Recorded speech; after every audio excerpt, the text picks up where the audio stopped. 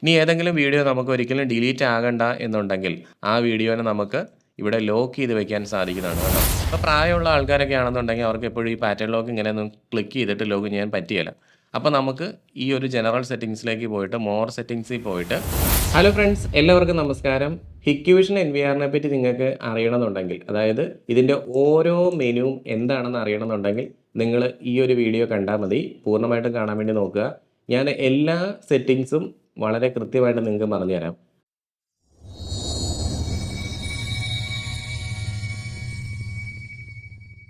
എൻ്റെ ഈ ഒരു ചാനൽ നിങ്ങൾ ആദ്യമായിട്ടാണ് കാണുന്നതെന്നുണ്ടെങ്കിൽ ഒന്ന് സബ്സ്ക്രൈബ് ചെയ്ത് വെക്കാൻ വേണ്ടി നോക്കുക. ബെൽ ബട്ടൺ എനേബിൾ ചെയ്ത് വെക്കുക. അങ്ങനെയാണെന്നുണ്ടെങ്കിൽ ഞാനിടുന്ന പുതിയ ടെക്നിക്കൽ വീഡിയോസ് എല്ലാം തന്നെ നിങ്ങൾക്ക് കാണാൻ പറ്റുന്നതാണ് കേട്ടോ. അപ്പോൾ ഈ ടോപ്പിലായിട്ട് നമ്മൾ കാണുന്ന ഇതാണ് പവർ ബട്ടൺ. അപ്പോൾ ഇതിൻ്റെ മുകളിൽ പ്രസ് ചെയ്ത് കഴിഞ്ഞാൽ നമുക്ക് log out, shut down, reboot ഈ 3 ഓപ്ഷൻസ് കാണാൻ സാധിക്കുന്നതാണ്. അത് എന്താണെന്നുള്ള കാര്യം നിങ്ങൾക്ക് അറിയാം. അതുകൊണ്ട് ഞാൻ അതിനെപ്പറ്റി കൂടുതലായിട്ട് പറയുന്നില്ല. ഇനി ഡൗൺലോഡ് എന്നൊരു ഓപ്ഷൻ കാണാൻ പറ്റും. ഇവിടെ നമുക്ക് അപ്ഗ്രേഡ് എന്ന് പറഞ്ഞ ഓപ്ഷൻ കൊടുത്തിട്ടുണ്ട്. ഒരു കാരണവശാലും നിങ്ങൾ ഇവിടെ ക്ലിക്ക് ചെയ്തുകൊണ്ട് അപ്ഗ്രേഡ് ചെയ്യരുത്.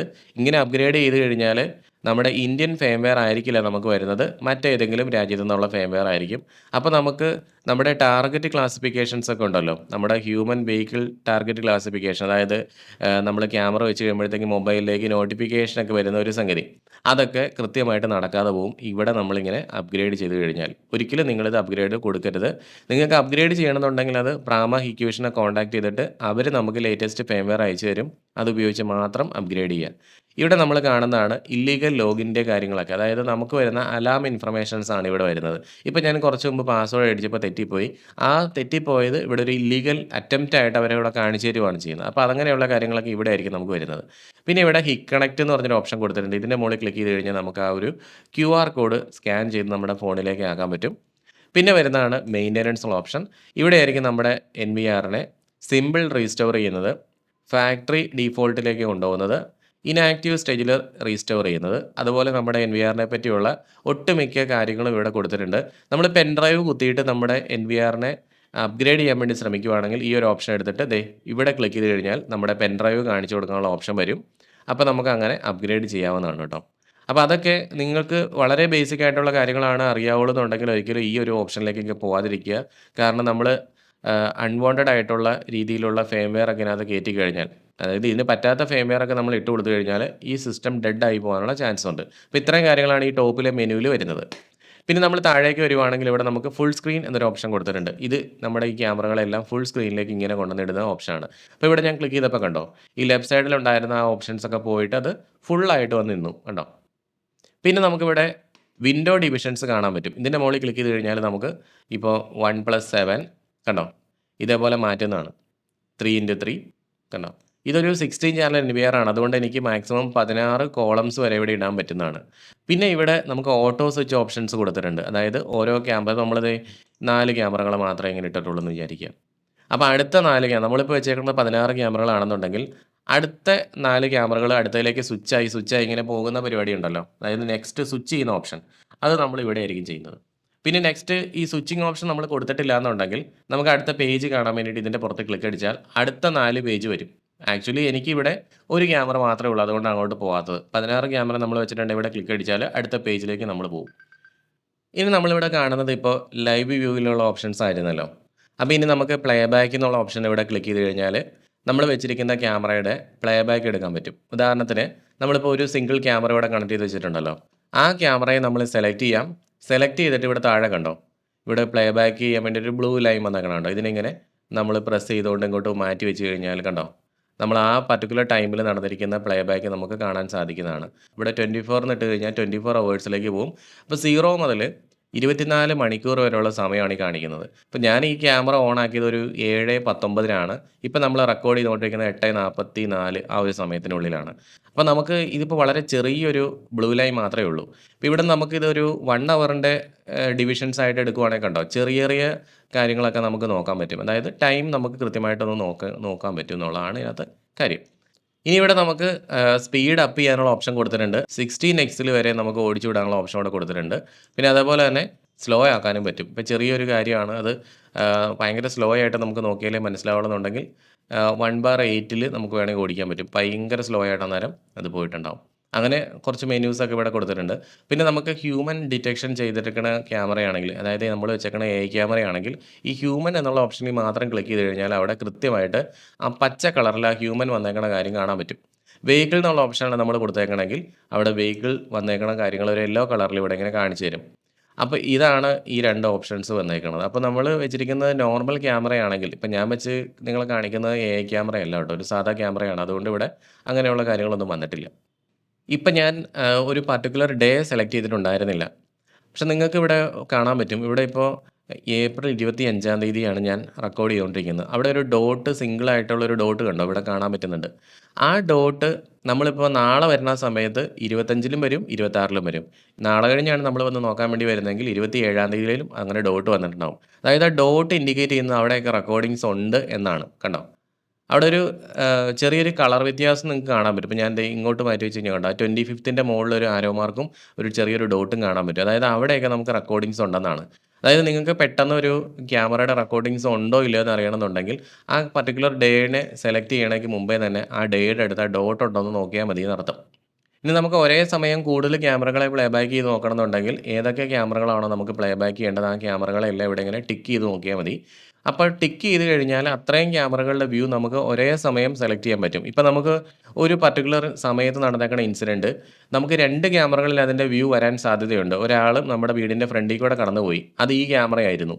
രണ്ടാമത്തെ ക്യാമറയിലേക്കും കൂടെ അയാൾ വരാനുള്ള സാധ്യതയുണ്ടെങ്കിൽ 2 ക്യാമറകൾ ഒരേ സമയം സെലക്ട് ചെയ്തിട്ട് നമുക്ക് ടൈം സെറ്റ് ചെയ്ത് കൊടുത്തു കഴിഞ്ഞാൽ ആ സമയത്തുള്ള വ്യൂ നമുക്ക് അന്നേരം കാണാൻ പറ്റുന്നതാണ്. ഇനി നമുക്ക് സെർച്ച് എന്നുള്ള ഓപ്ഷനിൽ പോകാം. സെർച്ച് എന്നുള്ള ഓപ്ഷനിൽ പോയി കഴിഞ്ഞാൽ നമുക്ക് വീഡിയോ സെർച്ച് ചെയ്ത് നോക്കാൻ പറ്റും. ഇപ്പോൾ ഞാൻ വെച്ചിരിക്കുന്ന ക്യാമറ ഈ ഒരു ക്യാമറ മാത്രമേ ഉള്ളൂ. അപ്പോൾ എനിക്ക് 25-ാം തീയതിത്തെ വീഡിയോ ഒന്ന് സെർച്ച് ചെയ്ത് നോക്കണം. അങ്ങനെയാണെന്നുണ്ടെങ്കിൽ ആ ക്യാമറ ഞാനിപ്പോൾ D1 മാത്രമേ സെലക്ട് ചെയ്തുള്ളൂ. D1 മീൻസ് എൻ്റെ ഒന്നാമത്തെ ക്യാമറ. എന്നിട്ട് സെർച്ച് എന്ന് കൊടുത്തു കഴിഞ്ഞാൽ കണ്ടോ, പല പല വീഡിയോ ക്ലിപ്പുകളായിട്ട് എനിക്ക് അതിൻ്റെ വീഡിയോ കാണാൻ പറ്റും. ഞാനൊരു പെൻ ഡ്രൈവ് കുത്തിയിട്ടുണ്ടെങ്കിൽ ആ പെൻ ഡ്രൈവിലോട്ട് എനിക്കത് എക്സ്പോർട്ട് ചെയ്യാൻ വേണ്ടിയിട്ട് ഏത് സമയത്ത് നടന്ന വീഡിയോ ആണെന്ന് എനിക്കിവിടെ ടൈം കാണിക്കുന്നുണ്ട്. ആ ക്യാമറേനെ മാത്രം ആ വീഡിയോനെ മാത്രം സെലക്ട് ചെയ്തുകൊണ്ട് എക്സ്പോർട്ട് എന്ന് കൊടുത്താൽ വീഡിയോ ആ ഒരു പെൻ ഡ്രൈവിലേക്ക് നമുക്ക് ഈസി ആയിട്ട് കോപ്പി ചെയ്യാൻ സാധിക്കുന്നതാണ്. അപ്പോൾ വീഡിയോ എങ്ങനെയാണ് കോപ്പി ചെയ്യണം എന്നുള്ള കാര്യം നമ്മൾ കംപ്ലീറ്റ് ആയിട്ടുള്ളൊരു വീഡിയോ നേരത്തെ ചെയ്തിട്ടുണ്ട്.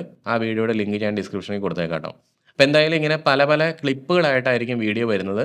ഇനി ഏതെങ്കിലും വീഡിയോ നമുക്ക് ഒരിക്കലും ഡിലീറ്റ് ആകണ്ട എന്നുണ്ടെങ്കിൽ ആ വീഡിയോനെ നമുക്ക് ഇവിടെ ലോക്ക് ചെയ്ത് വെക്കാൻ സാധിക്കുന്നതാണ്. കണ്ടോ? അപ്പോൾ ഈ വീഡിയോ ഇനി ഒരിക്കലും ഡിലീറ്റ് ആവില്ല. കാരണം ആ വീഡിയോ ഞാൻ ലോക്ക് ചെയ്തിട്ടുണ്ട്. അപ്പോൾ അത് ഓവർ റൈറ്റ് ആകാത്ത രീതിയിലായിരിക്കും നമ്മൾ അതിനെ ലോക്ക് ചെയ്യുന്നത്. കണ്ടോ? ഇപ്പോൾ നമ്മൾ അൺലോക്ക് ചെയ്യണ സമയത്ത് എഴുതി കാണിക്കണം നോക്കിയേ. Record file may be over return after unlocking continue എന്നാണ് ചോദിക്കുന്നത്. അപ്പോൾ നമുക്ക് ഏതെങ്കിലും ഒരു പർട്ടിക്കുലർ വീഡിയോ ലോക്ക് ചെയ്യണമെന്നുണ്ടെങ്കിൽ ഇങ്ങനെ ആ വീഡിയോ ഏതാണെന്ന് നോക്കിയിട്ട് ലോക്ക് ചെയ്ത് വെക്കാൻ പറ്റും. അപ്പോൾ ആ വീഡിയോ ഓവർ റൈറ്റ് ആയി പോകത്തില്ല. ഇനി ഇവിടെ പിക്ചേഴ്സ് എന്നുള്ളൊരു ഓപ്ഷൻ കൊടുത്തിട്ടുണ്ട്. നമ്മൾ വെച്ചേക്കണ എഐ ക്യാമറകളൊക്കെയാണ്. പിക്ചേഴ്സ് എനേബിൾ ചെയ്തിട്ടുണ്ടെങ്കിൽ നമുക്ക് ആ പിക്ചർ ഇവിടെ സെർച്ച് ചെയ്തെടുക്കാൻ പറ്റും.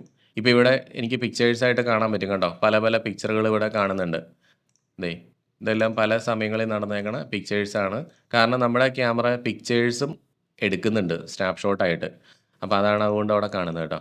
പിന്നെ ഇവൻ്റ് എന്നുള്ള ഓപ്ഷൻ ഉണ്ട്. ഇവൻ്റ് എന്ന് പറഞ്ഞു കഴിഞ്ഞാൽ എന്തെങ്കിലും ആക്ടിവിറ്റി നടക്കുന്ന കാര്യമാണ്.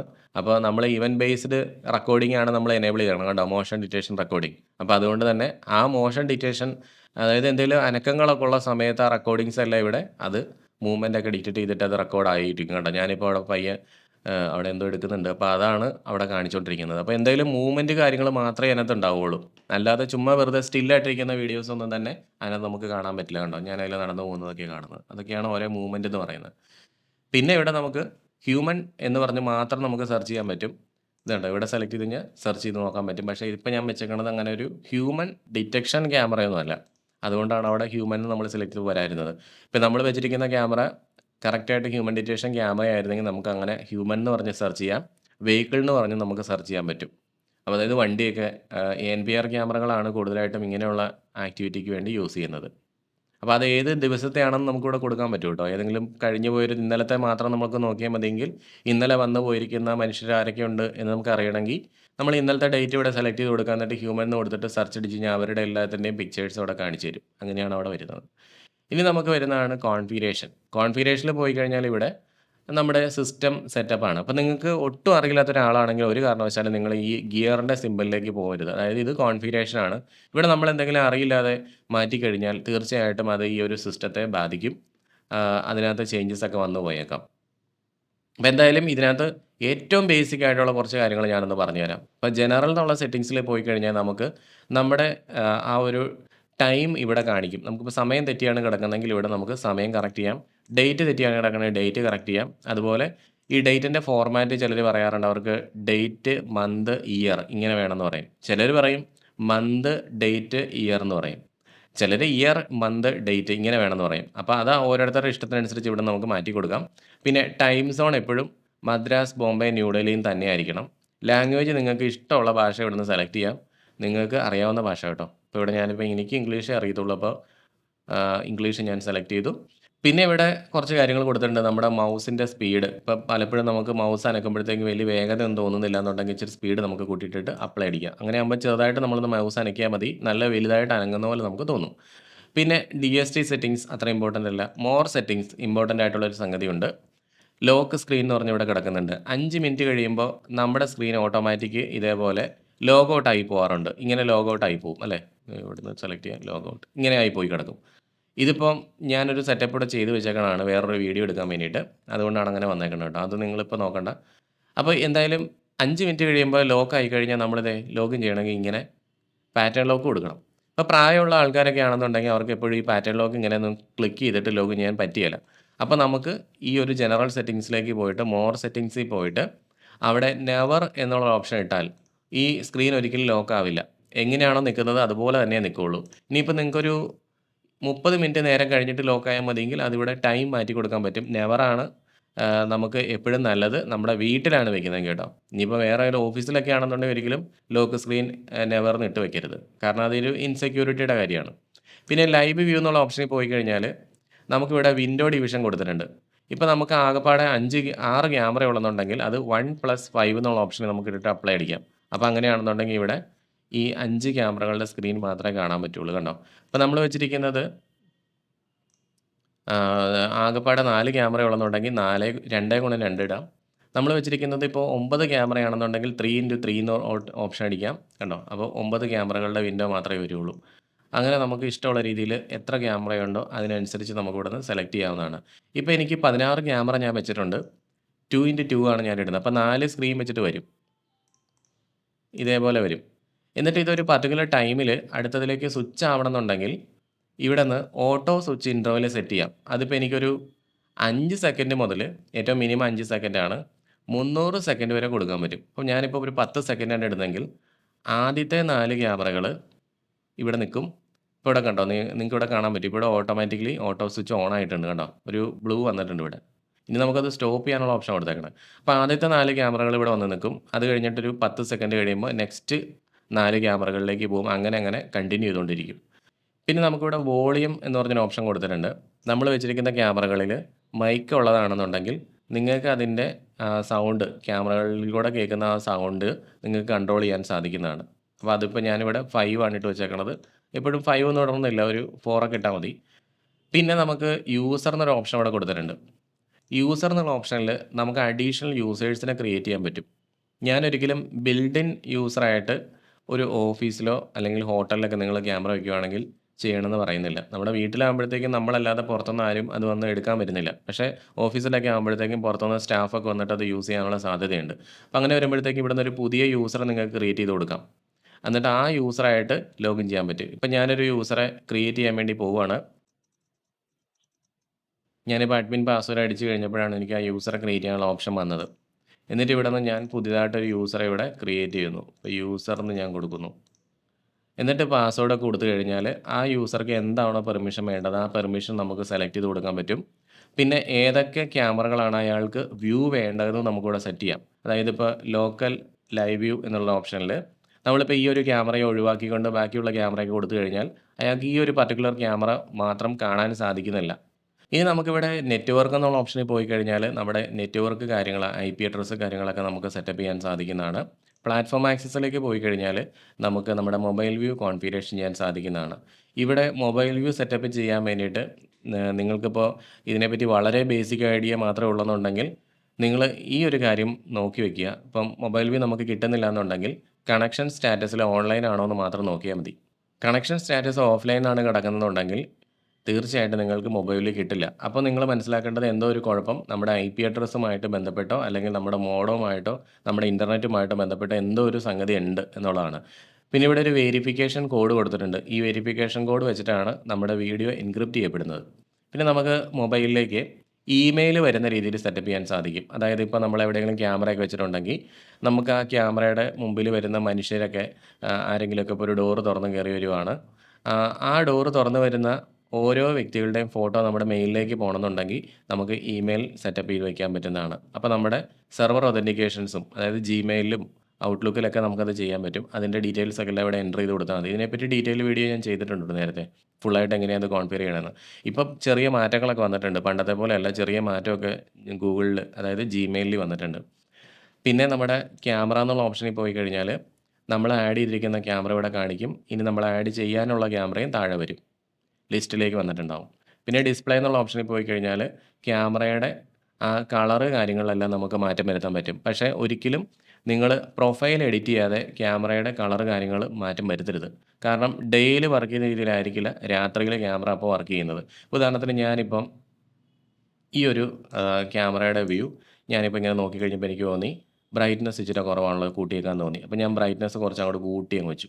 കോൺട്രാസ്റ്റും കുറച്ചും കൂടെ കൂട്ടി വെച്ചു. സാച്ചുറേഷൻ കുറച്ച് കൂട്ടി. അങ്ങനെ ഞാൻ പകലുള്ള ഈ ഒരു വ്യൂ നല്ല രീതിയിൽ അങ്ങ് അടിപൊളിയായിട്ട് സെറ്റപ്പ് ചെയ്തു. ഇനി എനിക്ക് രാത്രിയിൽ വരുമ്പോഴത്തേക്കും ഇത് ഭയങ്കര വൾഗറായിട്ടായിരിക്കും കാണുന്നത്. ഒരു വൃത്തി ഉണ്ടാവില്ല. അപ്പോൾ നമ്മൾ അവിടെ ചെയ്യേണ്ട കാര്യം എന്ന് പറഞ്ഞാൽ ഇവിടെ ഡേ നൈറ്റ് സ്വിച്ച് ഉണ്ട്. Day night profile. ഇത് എഡിറ്റ് ചെയ്തിട്ട് വേണം ഇവിടെയുള്ള ഏത് ഇമേജ് സെറ്റിങ്സും അപ്ലൈ ചെയ്യാൻ. അല്ലാതെ പോയിട്ട് ഒന്നും ചെയ്യരുത്. ചെയ്ത് കഴിഞ്ഞാൽ അത് വളരെ മെനക്കേടായി പോകാനുള്ള സാധ്യതയുണ്ട്. ഓരോ ക്യാമറകളെ നമുക്കിവിടെ എടുത്തിട്ട് ചേഞ്ച് ചെയ്യാൻ പറ്റും. പ്രൈവസി മാസ്ക് എന്നൊരു ഓപ്ഷൻ കൊടുത്തിട്ടുണ്ട്. ഇപ്പോൾ ഒരു നമ്മുടെ ഒരു തൊട്ടടുത്തുള്ളൊരു കൂട്ടുകാരൻ്റെ വീടുണ്ട്. അവൻ്റെ വീടിൻ്റെ ജനൽ ദേ ഇവിടെ വരുന്നുണ്ടെന്ന് വിചാരിക്കുക.